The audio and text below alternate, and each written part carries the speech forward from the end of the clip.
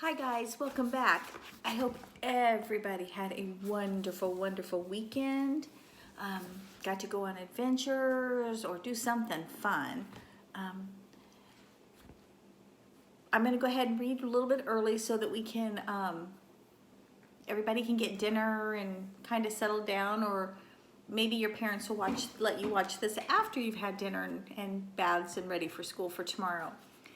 Remember, we're on Junie B Jones, so we're on the second book, which is called And a Little Monkey Business. Show you the cover. It's a little glare from the light, so I apologize for that. Oh, there we go. And a Little Monkey Business. I think our characters, we're going to have the majority of our characters as we read this book. There's Mrs. Junie B Jones, Lucille, Grace, Meanie, Jim, and Crybaby William. But there's going to be 2, 4, maybe 6 more characters that we're going to get introduced to. So we'll go ahead and get started. And again, we're reading Junie B Jones and a Little Monkey Business. Got a feeling it's got something to do with a baby, as there's a crib on that picture. Chapter 1 is called Surprise. My name is Junie B Jones. The B stands for Beatrice, except I don't like Beatrice. I just like B. And that's all. B stands for something else too. B stands for B-A-B-Y. I'm only in kindergarten, but I already know how to spell B-A-B-Y. That's because my mother told me that she's going to have one of those things. She and Daddy told me about it at dinner one night. It was the night we had stewed tomatoes, which I hate very much. And Daddy and I have a surprise for you, Junie B, said Mother.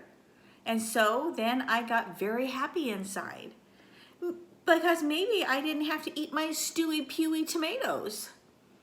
And also, sometimes a surprise means presents. And presents are my favorite thing in the whole world. I bounced up and down on my chair.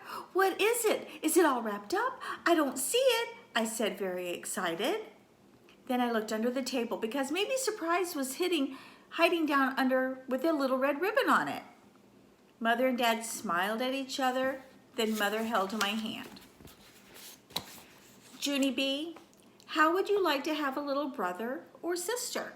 She said. I moved my shoulders up and down. I don't know. Maybe, I told her. Then I looked under my chair. Guess what? I said. I can't find that silly willy present anywhere. Mother made me sit up. Then she and my dad said some more stuff about a baby. The baby will be yours too, Junie B, Daddy said. Just think, you'll have your very own little brother or sister to play with. Won't that be fun? I did my shoulders up and down again. I don't know, maybe, I said. Then I got down from my chair and ran into the living room. Bad news, fellas, I hollered very loud. The president isn't in this dumb bunny room either. Mother and Dad came into the living room. They didn't look that smiley anymore. Daddy took a big breath. There is no present, Junie B, he said. We never said we had a present. We said we had a surprise, remember? Then Mother sat down next to me. The surprise is that I'm going to have a baby, Junie B. In a few months, you're going to have a little brother or sister. Do you get what I'm saying yet? Just then, I folded my arms and I made a grumpy face, because all of a sudden, I got it.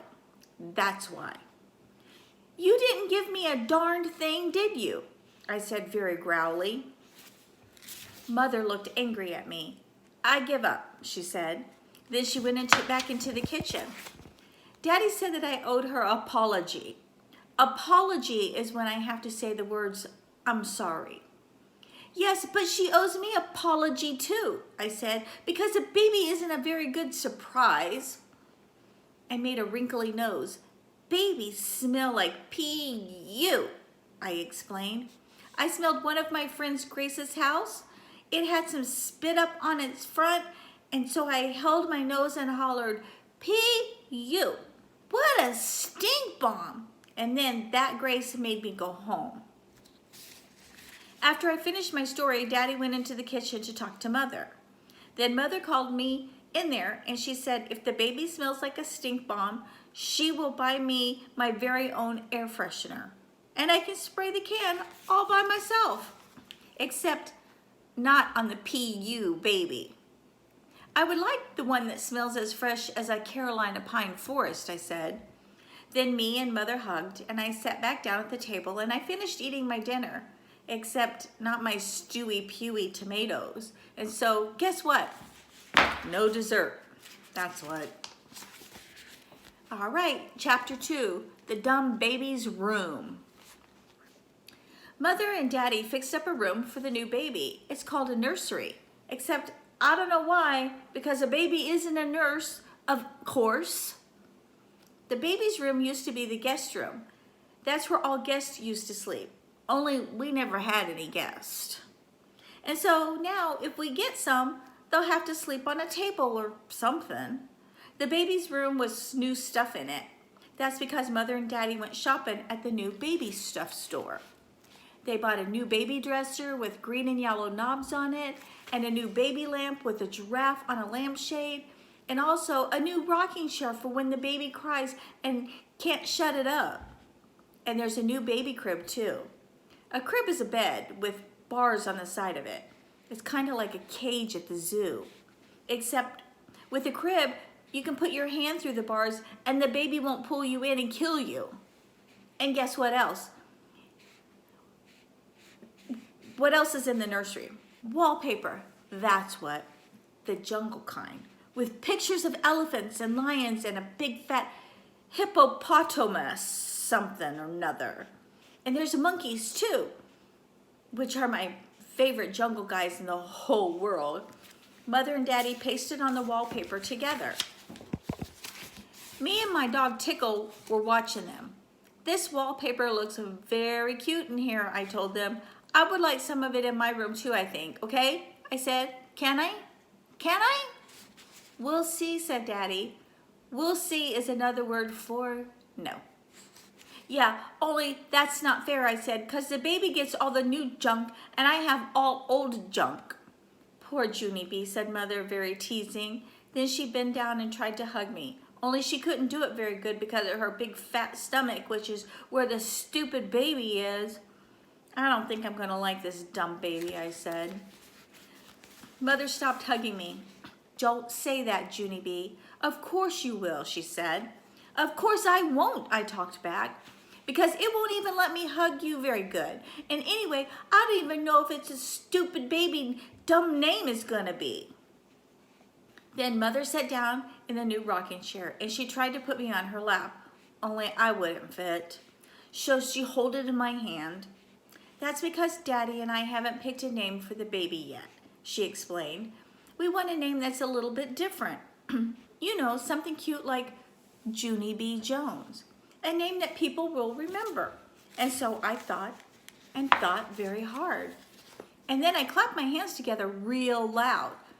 Hey, I know, I said very excited. It's the cafeteria lady at my school, and her name is Mrs. Guzman. Mother frowned a little bit, and so maybe she didn't hear me, I think. Mrs. Gutzman, I hollered.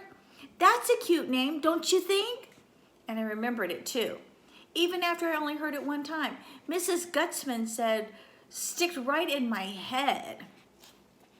Mother took a deep breath. Yes, honey. But I'm sure that Mrs. Gutzman is a good name for a tiny, I don't think that Mrs. Gutzman is a good name for a tiny baby. And so then I scrunched up my face and I thought all over again. How about Teeny? I said, Teeny would be good. Mother smiled. Well, Teeny might be cute while the baby is little, but what will we call him when he grows up? Big Teeny, I called out very happy. Then Mother said, we'll see, which means no Big Teeny. After that, I didn't feel so happy anymore. When's this dumb bunny baby getting here anyway, I said. Mother frowned again. The baby is not a dumb bunny, Junie B, she said, and it will be here very soon. So I think you better start getting used to the idea. Then her and Daddy began pasting wallpaper again. And so I opened the new baby dresser with the green and yellow knobs, and I looked at the new baby clothes.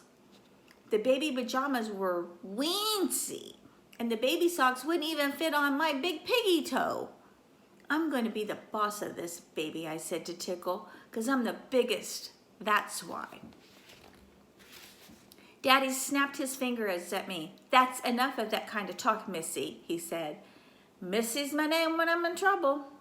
After that, him and Mother went to the kitchen to get some paste. And so I looked down the hall to make sure he was gone. Yeah, only I'm still going to be the boss of it, I whispered. Ha ha, so there. All right, chapter 3, A Very Wonderful Thing. I think we got 10 of these chapters, so we'll probably stop halfway and then we'll finish it tomorrow too. This one's called A Very Wonderful Thing. Yesterday, a very wonderful thing happened, and it's called I Had Pie for Dinner. That's because my mother went to the hospital to have the baby, and Daddy and Grandma Miller went with her. And so me and my grandpa got to stay at his house all by ourselves. And no one even babysitted us. And guess what? Grandpa smoked a real live cigar right inside the house. And Grandma didn't yell, "Go outside with that thing, Frank." After that, my grandpa gave me a piggyback ride. And he let me put on Grandma Miller's new hat with the long brown feather. And I got to walk in her red high heels. Only then I fell down in the kitchen, and so I quick took them off. Hey, I could crack my head opening these dumb things, I said very loud. After that, I opened up the refrigerator because I was hungry from playing, that's why. Hey, guess what? There's a big fat lemon pie in here, Frank, I hollered. And so then Grandpa Miller got down 2 plates, and then me and him ate that big fat lemon pie for our dinner. Just pie, and that's all. And we're not even going to get in trouble because we're going to tell Grandma that her cat ate it. And here's another very funny thing. I got to sleep in Grandpa Miller's guest room. First, I put on my PJs with the feet in them, and then my grandpa watched me brush my teeth, my new front tooth. And he tucked me in his big guest bed. Sweet dreams, Junie B, he said. Except for then, I got a little bit scared. Yeah, only guess what, Grandpa? I said, it's very dark in this big room, so there might be a hidey things in here. Grandpa looked all around the room and also in the closet. Nope, no hidey things in here, he said. After that, he left on the hall light for me, so my imagination wouldn't run wild. Except I still didn't sleep that good because there was a drooly guy with claws under my bed, I think. And so this morning, my eyes felt very sagging, only when I sniffed something that woke them right up. And its name was Delicious Waffles. Grandpa Miller cooked them for me and let me pour on my own syrup. And he didn't yell, whoa, whoa, whoa. After that, me and him played until it was time for kindergarten. Except before I left, the funniest thing of all happened. My Grandma Miller came home. And she said that Mother had a baby, and it was a boy kind. Then me and her and my grandpa all did a big giant hug, and Grandma Miller picked me up and swinged me in the air. You're just going to love him, Junie B, I said. Your new brother is the cutest little monkey I've ever seen. Then my eyes got very, very wide. He is? Really, I said. Grandma Miller put me down. Then she started talking to my grandpa. Wait till you see him, Frank, she said. He's got the longest little fingers and toes. I tugged on her dress. How long, Grandma? I said. Longer than mine? But Grandma just kept on talking. And his hair, Frank, my word, he's got oodles and oodles of thick black hair. I pulled on Grandma's arm. How come, Grandma? How come he's got hair? I asked. I thought little babies were supposed to be baldies. But still, my grandma didn't answer me. And he's big too, Frank. He's much bigger than any of the other babies in the hospital, and you would feel how tightly he grabs onto the finger when you, just then, I stamped my foot very hard. Hey, I want some answers down here, Helen.